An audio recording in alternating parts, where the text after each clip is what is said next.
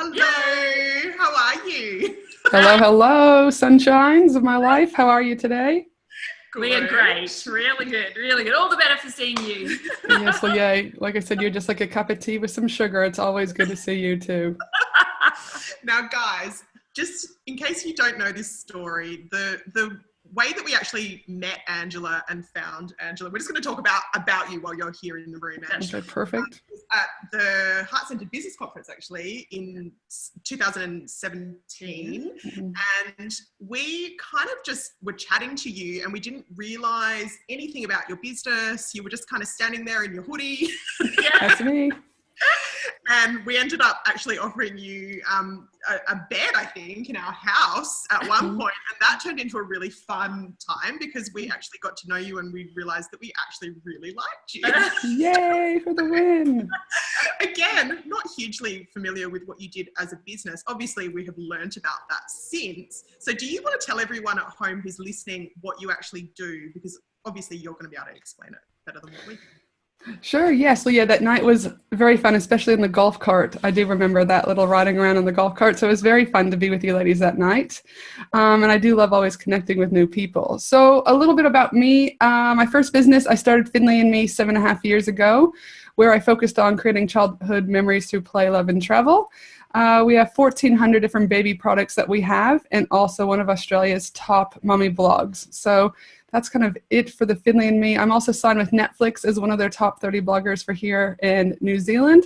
So blogging's really what I focus. We will be putting down the product side of things in order for me to work on my second business, which is then the Angela Henderson Consulting. So my whole philosophy there is working with startup and small business owners on ensuring that their foundations are laid correctly, so that they can build up and grow. Far too often businesses kind of miss a few steps, everything starts to crumble, and we've got to go back to basics. So I'm really big about making sure that their websites are functional, they've got SEO, they've got copy, they've got, they understand the functionality of opt-ins and why you need them and how that leads into funnels and things like that. So we kind of go month by month on my one-to-one coaching programs, and that's what we do. So that's a little bit about me.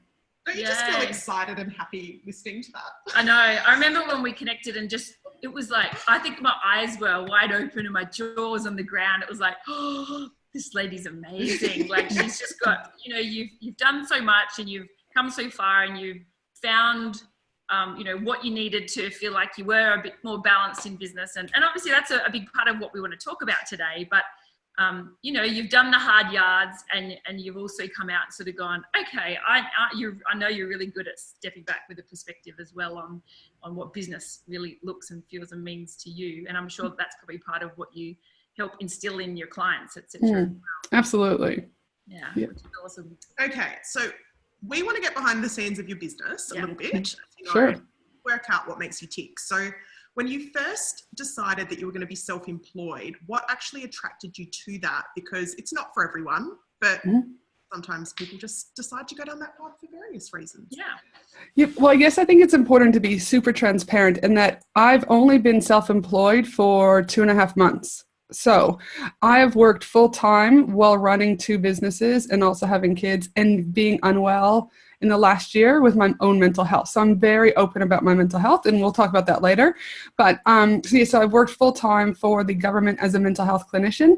And so for me, I've always been wanting to do the self-employment thing, but it was like, it just never fit. And I also like being in an office environment, believe it or not, around funny people and just having a good laugh. So I think a lot of that was fear-based, going, ooh, I'm going to be on my own, and what does that look like?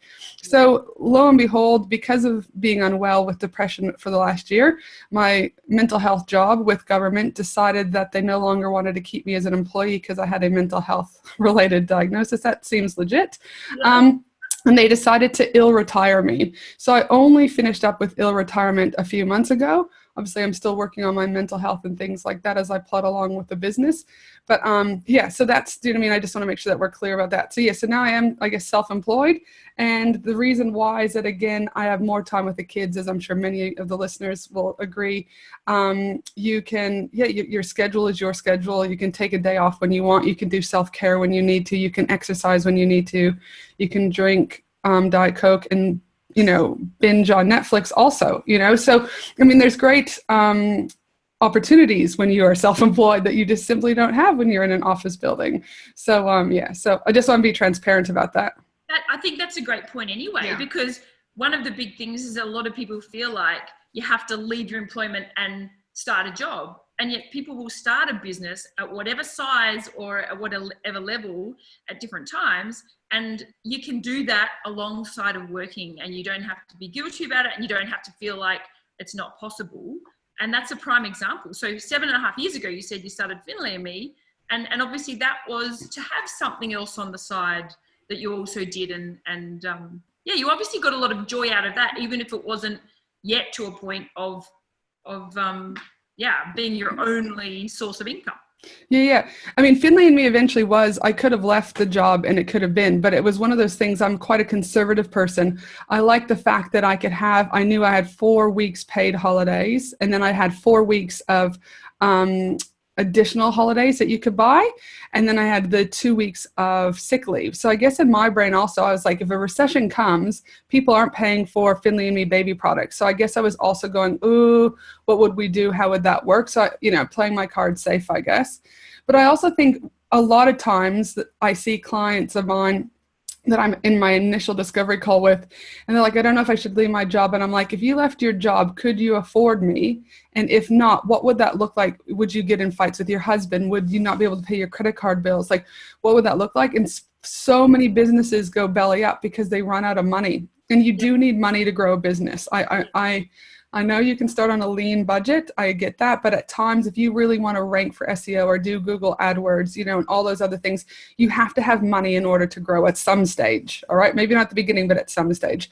So, so I do think, that's my own little bits and bobs. Investing. Yeah, that's exactly right. Even if you're earning, you're reinvesting. So often you need to still keep your job, even if you can over time cut down your job, but you can then still earn. Absolutely. And you don't feel like you're even then skimming from your earnings to do that. Absolutely. And starting a business, as many people will know, is super stressful. It's super stressful. I wouldn't actually know. It's not super stressful now. Life's pretty cruisy now, but systems and processes in place because of that. You don't want to add financial stressor to that long list of everything else. If you can still have a job and take off sick leave and all that, really that's like 3 months worth of time that you get to invest in your family and your business and not worry about the bills because you still have an income. So for me is, reduce it, like do a step down approach versus like one or nothing. Unless you've got millions of dollars, well, then you can come to me any day. I'm happy to take your money. Then, let's step it down to reduce your overall stress, because if you're a mom starting a business who's just had a baby, your risk is higher for postnatal depression. Then you've got those factors coming on board. And then it's like, well, if you can't take care of yourself, how can you take care of everyone else? So, so just a few things that I would want people to consider. Yeah, and that's what we talk about as well, putting the oxygen mask on yourself first. Yes. Absolutely. And others. Yeah. Okay, so obviously there's been a bit of a change, I would imagine, between working full-time for the government and having Finley and Me happening as well, and then stepping away from that and moving into your Angela Henderson business. So what does success really look like for you, I guess, now? And does that compare to what it looks like? Have you changed your views on what success looks like for you compared to when you were working? Yes, I guess success for me was always about a dollar figure, versus joy. And so I think, again, becoming unwell has made me prioritize in life, what that looks like, like really, are you going to go, if you die tomorrow, are you taking that money with you?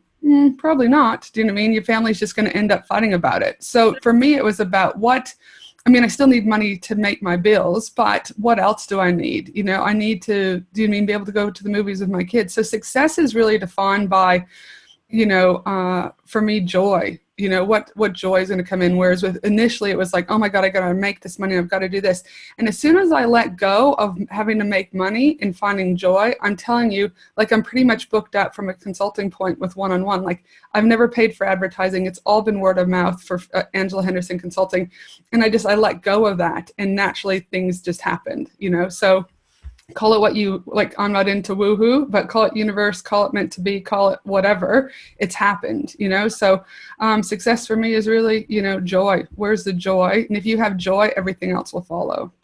I so agree with that. Yeah, absolutely. And I think the whole thing, like you said, about how whether you're doing along with a job to make sure that you haven't got the added stresses or whatever, or whether you're, maybe just starting to build something because you're coming off of having young babies, so you haven't returned to work, but you're in the early stages.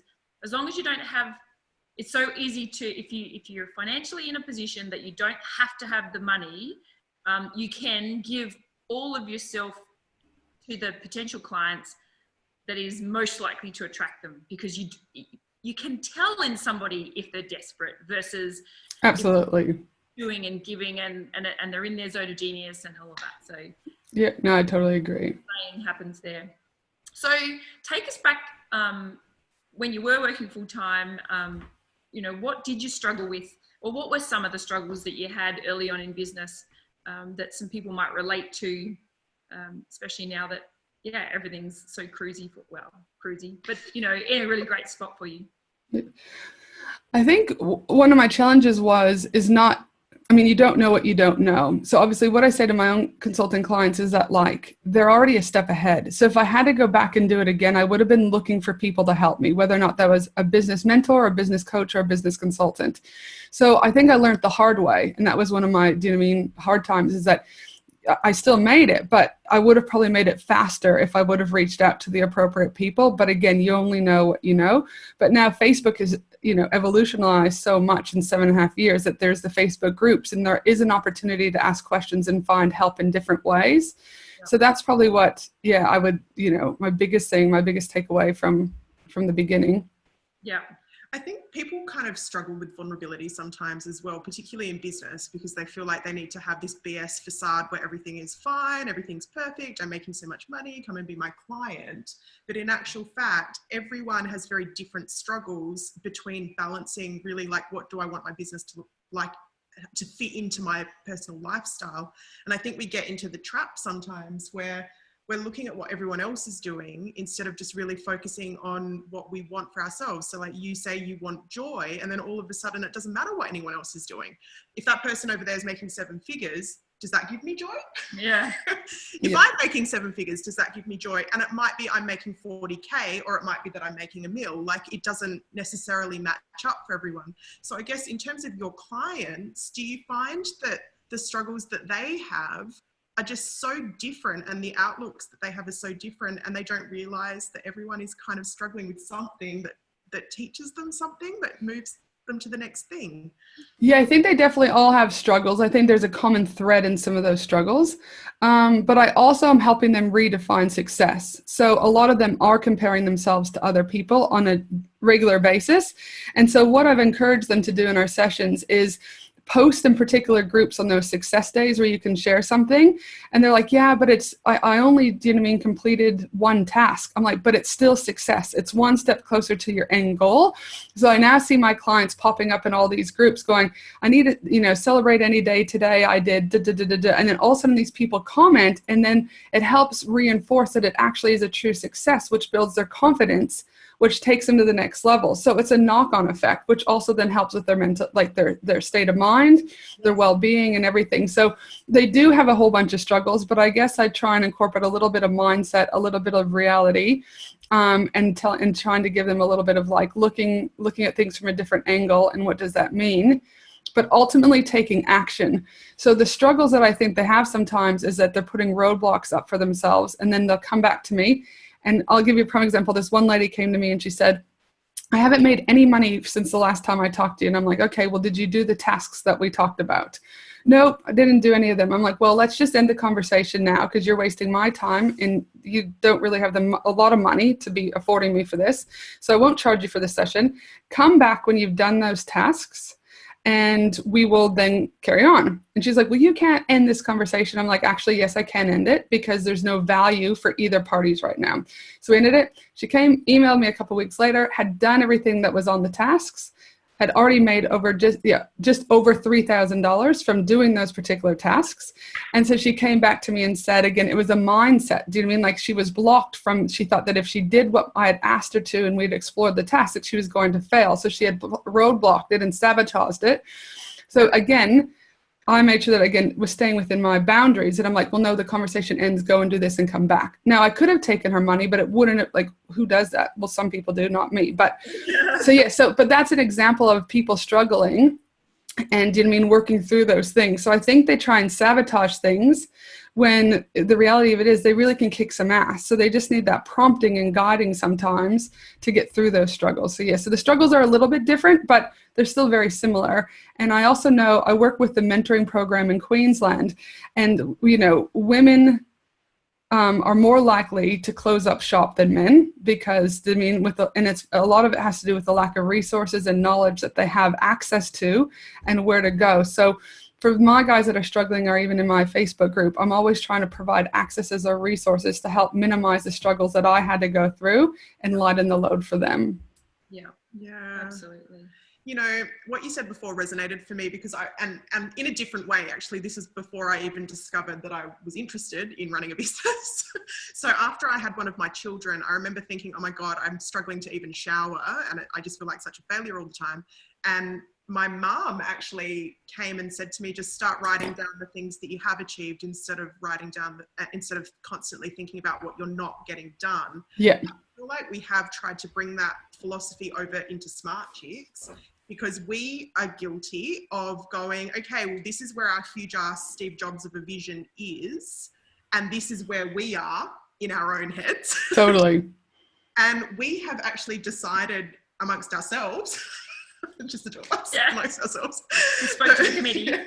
that we want to celebrate every week what we're actually doing. And it's funny, I've actually just had a conversation with my husband about this, to celebrate our wins in our life every week. So we're now having a monthly meeting. It's starting on Wednesday.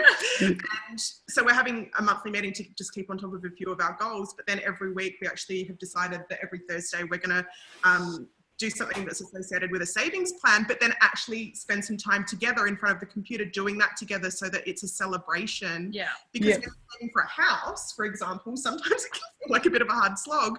And it's the same as when you're in business. Sometimes it feels like it's a bit of a hard slog to get to where you want to be. And until someone else goes to you, wow, you've created this amazing community and it's like really good. And it's like, what? Oh yeah, I guess. Totally. I guess I've done that. Yeah. Do you want to tell us something that you, just on a side note, that you are celebrating today, Ange? What am I celebrating today? Literally before the other call, I've just signed my 30th one-to-one client for the thing. So that's exciting. So yes. Oh, that's awesome. So, and when we met you, you were just starting that. So that's, like 4 months ago. Starting to shake on you. Yeah. Yeah. Yes.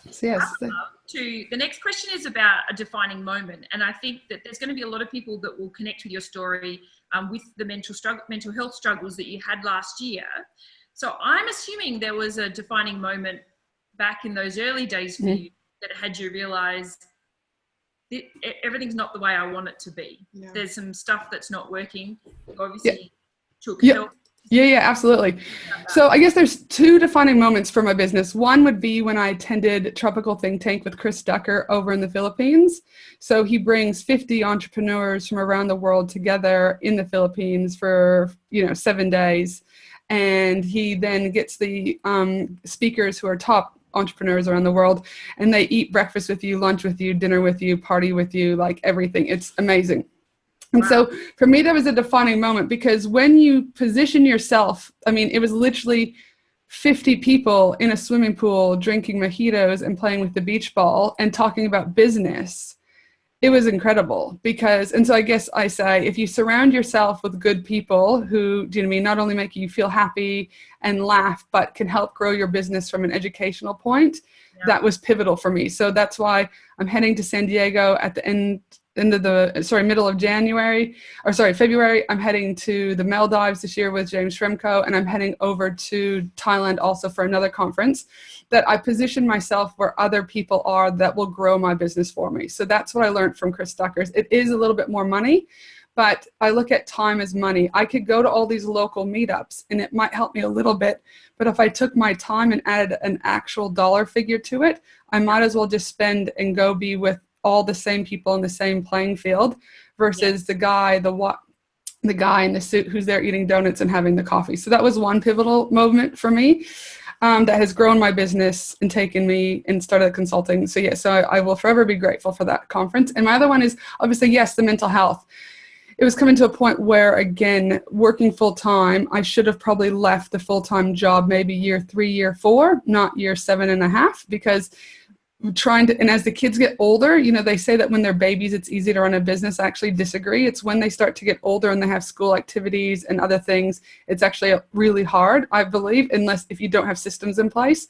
So for me, I just felt like the floor was caving, if that's a better word, and that it was like, okay, well, I've got to be at work. I've got to leave the house at 6:30 to get to work by 7:30. I've got to leave work at 3:30 to get home by 4:30. I've got to have dinner on the table. And then it just felt like there's tasks coming from every direction.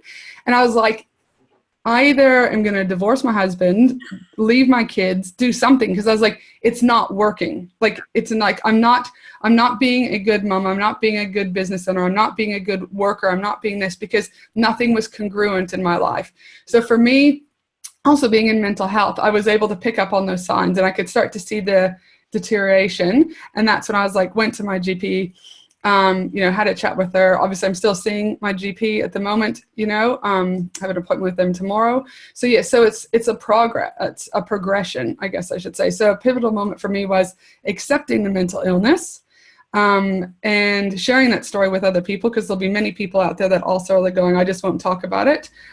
Getting the help that I need and coming out the other end. So yes, not only for business, home, and just life in general. Yeah. And that's the beautiful part, like you said, about how really coming around to realizing that joy is what I want back in my life. And I've completely lost that because I feel like a chook with my head chopped off and can't do any of the key tasks the way I want to be doing them. So you are lacking that joy because you probably feel like you're never on top of it. So that's awesome. Yes.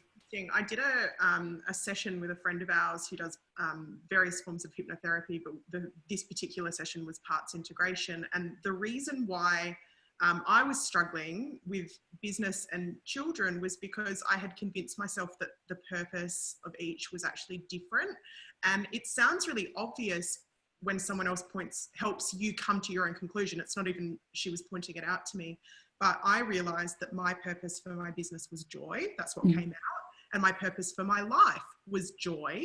And all of a sudden, it didn't feel like it was like polar opposites of a magnet kind of pushing against each other. All of a sudden, it was like, oh, okay, well, I'm allowed to have joy here and I'm joy allowed here. to have both. Yes, absolutely. It's funny how we convince ourselves that there are these kind of weird rules. That you can't. And when it's not until someone really challenges you that you go, okay, well, who made those rules? Hold on, I made those rules subconsciously. And I'm not happy with them, but I can change them. I don't like those rules. Yes, no, totally. Yeah. Okay, so I think a lot of people are going to resonate with your story because in our community and the community that's listening to this, we have women in corporate who are trying to get out of corporate or a full-time job to be able to start their business. We've also got mums that, they might have even been, fighting to have a business after the second child. That's what happened to me. I was like, oh my God, I can't go back again. Yeah, mine was after my second when I bought a business. At first I could still kind of go to a restaurant with her. The second one I couldn't really do much. So I think a lot of people are going to resonate. So for all of the people that are listening to try and work out what your legacy is that you want to leave and where you can consider yourself really being known for, I guess, in the future, where does that kind of sit for you at the moment? Like, have you got an idea of where you want to be or how you want to contribute? Yeah. I guess for me, it's not so much about where I want to be because listen, I like to plan, but I also hate planning because I think planning sets up expectations for failure. So for me, I like to keep like 1 to 2 little things and then work, reestablish those. And then from there, I'll go from there.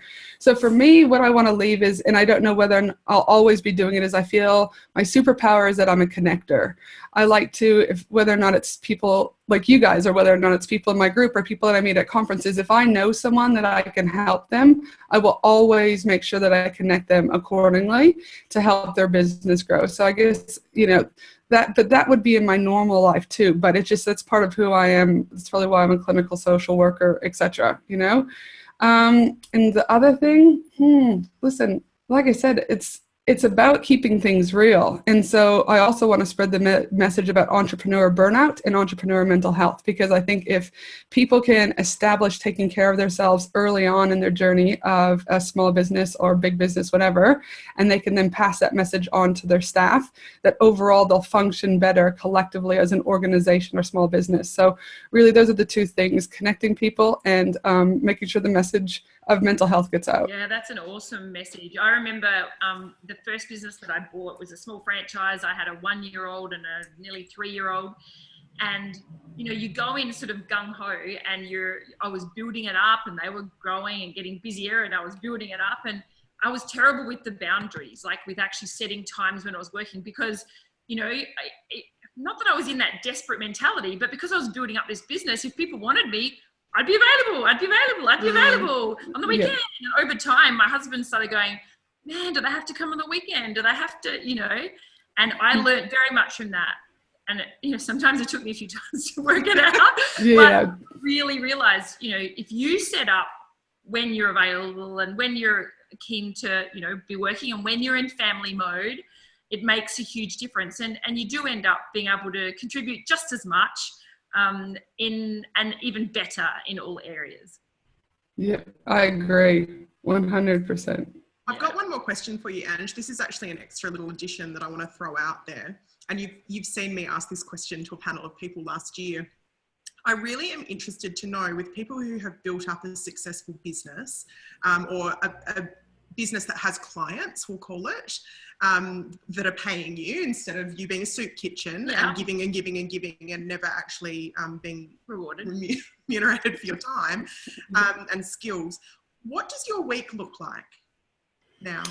Yeah, so what does my week look like? Again, you know, what you just talked about in regards to boundaries. So my week is, I block out time in the morning. Well, I can look at my diary. So time in the morning to go to the gym. So from 8 o'clock, well, it's from 6 o'clock when the kids get up till 10 o'clock is my free time to pretty much do what I want to do. So whether or not that's a massage, go to the gym, etc., binge on Netflix, that's kind of my time. Then normally from 10 to noon, I've got one client, and then I'll have another client. So then pretty much it's clients for the rest of the day on Monday, Tuesday, and Wednesday. Thursday, I then go into a co-working space with some other business owners so that we can, you know, I'm not lonely and that I'm surrounded by like-minded people. And there I kind of work on all those bits and bobs that I haven't had a chance to. So whether or not that's working on a new program, whether or not that's getting a blog post live, etc. And then Fridays is my day to take the kids to school. So I'll take them to school. Then I've got the 5 hours to kind of, again, catch up on things that I need to help the business grow. And then the weekends I'm with my family. So I'm pretty strict with my boundaries about what I'm doing during those times. Yeah, that's great. I think that's such a good insight, isn't it? Because I think a lot of people fall into the trap where they're like, hustle, be in the hustle club, just like burn myself out, like wear it like a badge of honor.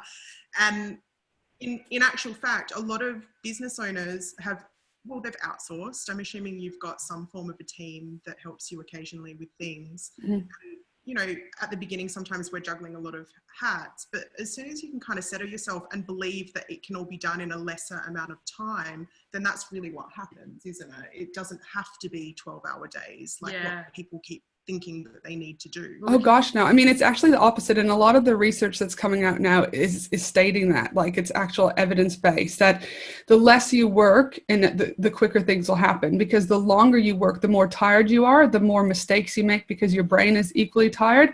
And therefore you've got to fix things up. You're also more irritable. You potentially haven't eaten. Or when you do eat, you eat too much, and then you've got a health factor that is in there. Mm-hmm. So again, Carrie Wilkinson, an entrepreneur from the US, she talks about the power hour. So I try and implement that. So it's an hour a day where you need to shut off your phone, your electronics. You only have the tab that you're working on up. And I'm telling you, the amount of times I do my power hour, I get more work done in that hour than I do in like literally probably an 8-hour day. Because I'm not fluffing about, I'm not going, oh, I'll just check that group. Now I've got sucked in a Facebook black hole. And now I'll go to Instagram because I need to check some hashtags for the blog. Now I've been sucked into that for an hour. So she said, you know, you close everything down. And so, some people can't do the power hour because they might only have half a day to work. So then they talk about just doing like a 30-minute, same thing.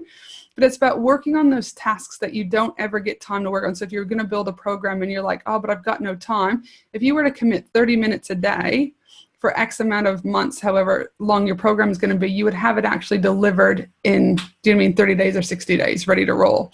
So, it is doable, but it comes down to discipline.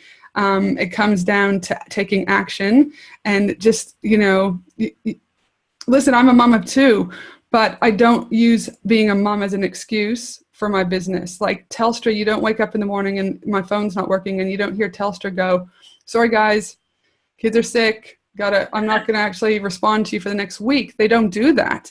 And like, yeah, you might just wait on hold for a week, but still, I guess they're being proactive, but they don't, so I guess I've always taken the mentality, like even with my orders going out with Finley and me, even if my kids were sick, I never emailed people to say their order wasn't going out because my kid was sick. Yeah. I would say something potentially maybe like, sorry, your product's been held up by our distributor. I will get that out to you within the next 48 hours. Let me know if you have any problems. Because I didn't want moms to get a bad name, because I think women have to work so hard as it is to stand up in our community and to get the opportunities that men do, that I didn't want any other thing to be thrown in my face, So I was like, no, I'm not. And so that's what I said that very earlier on. So some of you guys out there may agree with that or not agree with that. I'm okay with that. But that's the stance that I took. Yeah, I really like that. Awesome. Now, Ange, obviously, you know that we're obsessed with talking to you, and then we could do it all day. And I tell you, Chris Ducker and the Philippines and that sounds really good. So, it sounded good maybe that'll happen one day in the future. We look forward to doing that together. Yep. So tell us, obviously, there's a bit of a freebie offer that you've put together for anyone who's interested in seriously working with you. So do you want to tell everyone who's listening about that? Yeah, absolutely. So for those who are in business, ready to grow, or kind of ready to take action. So you're not going to call me and go, sorry, I can't make it this month. Sorry, I can't make it this month. So it's a 6-month commitment when they work with me. And so if you're ready to take action, ready for the commitment, ready to work with someone who's been in business for 7.5 years, etc., then I would love to have a 45-minute chat to see if we're the right connect. And again, also, I always say, that you've got to be financially committed, because I'm quite transparent and quite open about that obviously my services aren't for free, but I come with 7.5 years of knowledge. And just with going to the Maldives in Thailand and San Diego, I go and upskill myself on a regular basis to make sure that my clients have the best and most up-to-date information at their hands to grow their business. So obviously that costs me money to go traveling. So you've got to pay to work with me. So no, it's not a freebie. But if you are committed, I would love to have a chat with you. Head to just www.angelahenderson.com.au and click the Work With Me button, and you can book a session in there. Or you can equally, if you a little bit nervous and you're like, who the heck is this Canadian lady talking to me? Feel free to get to know me a little bit better on my Facebook page, which is Australian Business Collaborative, and you can kind of suss me out there, and I'm okay with that too. Awesome. Now you guys are going to receive an email from Ange as well, just explaining also giving you the link to that session if they want to go ahead and do that. Is there anything else that we want to just squeeze in? No, we literally could just keep going and going. Yeah. But I just love the journey that you've been on, and love being able to share that with the community, so that they can really connect and really resonate in whichever components make sense to them.